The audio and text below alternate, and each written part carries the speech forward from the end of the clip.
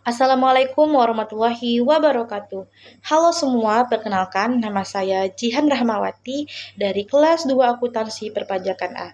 Pada kesempatan kali ini saya akan berbagi pendapat saya mengenai bagaimana kita sebagai warga negara bisa menghidupkan nilai-nilai Pancasila di era modern.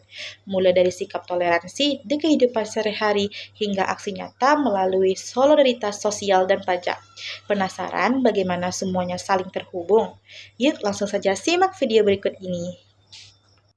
Nah, pada kesempatan kali ini ada PPT saya yang berjudul Menghidupkan Pancasila dari Hati hingga Kontribusi Nyata.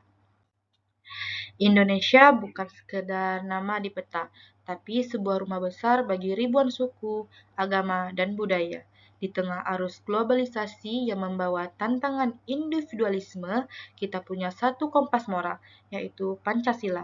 Pancasila bukan hanya teks negara, tapi pedoman hidup yang menuntut kita untuk adil, beradab, dan bersatu dalam keberagaman.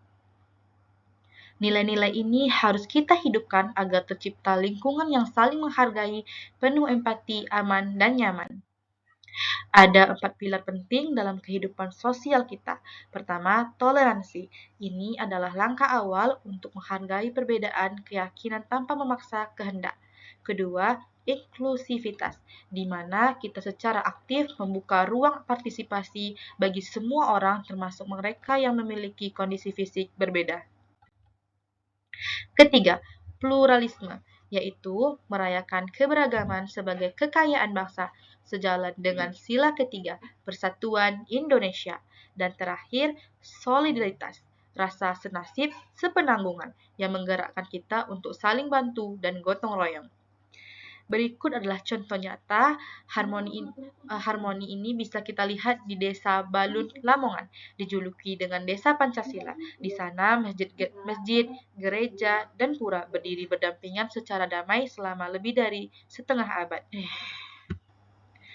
Namun, solidaritas di era modern tidak hanya melalui bantuan tenaga langsung. Ada wujud nyata solidaritas sosial yang seringkali kita lupakan, yaitu membayar pajak. Pajak adalah kontribusi wajib kepada negara yang digunakan untuk kepentingan bersama.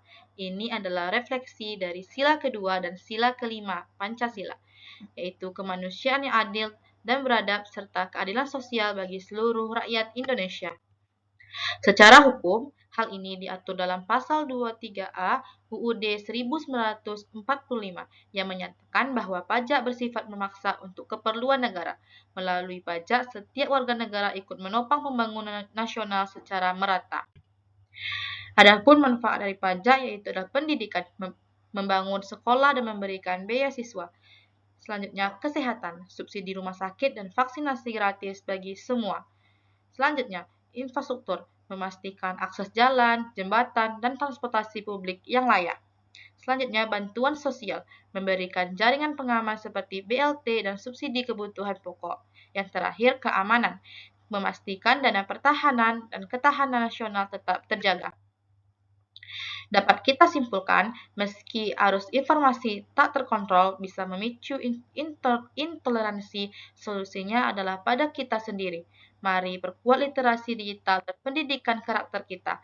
Membayar pajak adalah wujud nyata, tanggung jawab, dan solidaritas sosial tertinggi kita sebagai warga negara.